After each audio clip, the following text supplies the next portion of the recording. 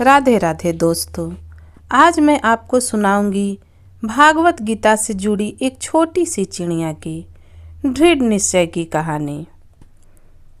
इसका अक्सर भागवत गीता के दौरान जिक्र किया जाता है। एक छोटी सी गौरैया समुद्र किनारे एक खड्डे में घोंसला बनाकर रहती थी। वह उस गौरैया ने अपने घोंसले में 2 अंडे दिए थे। सुबह होने पर वे अंडों को वहीं छोड़कर दाना चुगने के लिए चली गई। शाम को दाना चुगने के बाद जब गौरैया वापस आई तो उसने देखा उसके अंडे वहाँ नहीं थे। वह घबरा गई, आसपास देखा परंतु कोई दिखाई नहीं दिया। तब उसने समुद्र से पूछा, समुद्र, मैंने यहाँ अपने 2 अंडे रखे थे, क्या तुमने देखे हैं? समुद्र हंसते हुए बोला, तेरे अंडे मुझे क्या पता। समुद्र के हंसने से गौरैया को बहुत दुख हुआ और उसने अंदाज़ा लगा लिया, हो न हो इसी ने मेरे अंडे रखे हैं। समुद्र से बोली, तुम्हारे अलावा यहाँ कोई और नहीं है, इसलिए तुम्हें ज़रूर पता होगा कि मेरे अंडे कहाँ हैं। तुमने ही मेरे अंडे चुराए हैं, मुझे मेरे अंडे वापस करो।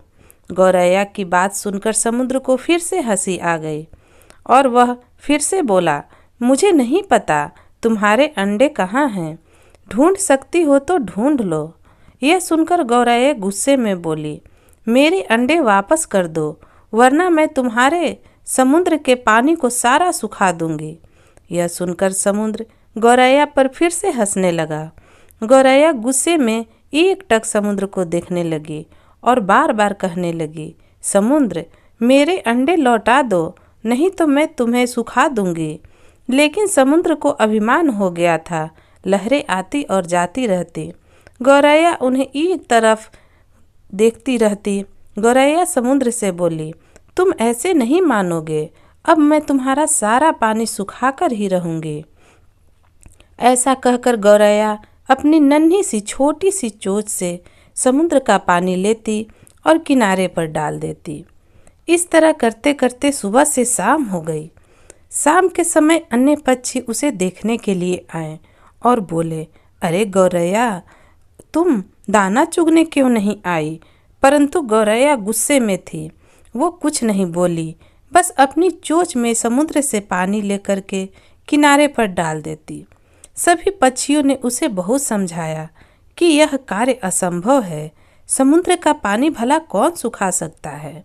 लेकिन गौरैया बोली, मैंने प्रण किया है, मैं इस समुद्र का पानी सुखाकर ही रहूंगी, जिससे मुझे मेरे अंडे वापस मिल जाएं। गौरैया के ऐसे दृढ़ निश्चय से अपने काम में वो लगी रही।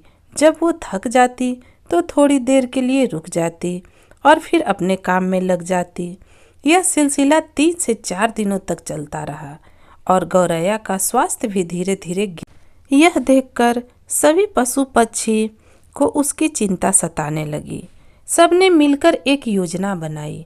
सब मिलकर पक्षियों के राजा गरुड़ देव के पास पहुँचे और उन्होंने गरुड़ देव महाराज से बोला, महाराज, यह नन्ही सी गौरैया अपनी जिद पर अड़ी हुई है और इतने विशाल समुद्र का पानी सुखाने का प्रयास कर रही है, जो कि असंभव कार्य है, और आप उसकी मदद कीजिए।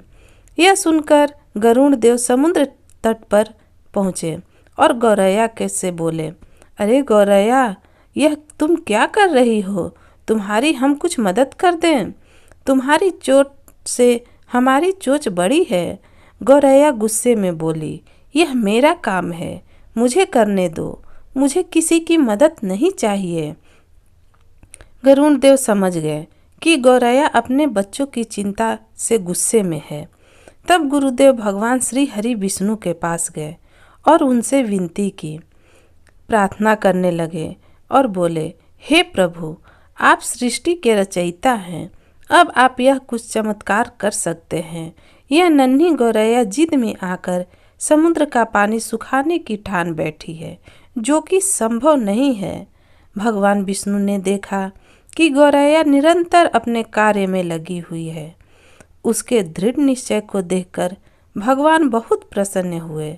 श्री हरि विष्णु ने समुद्र देव से पीछे हटकर गौरैया के अंडे लौटाने को कहा तो भगवान विष्णु की आज्ञा अनुसार समुद्र पीछे हट गया और गौरैया ने उसमें से अपने अंडे निकाल लिए और वह खुशी से बोली, देखा, मैंने कर दिखाया।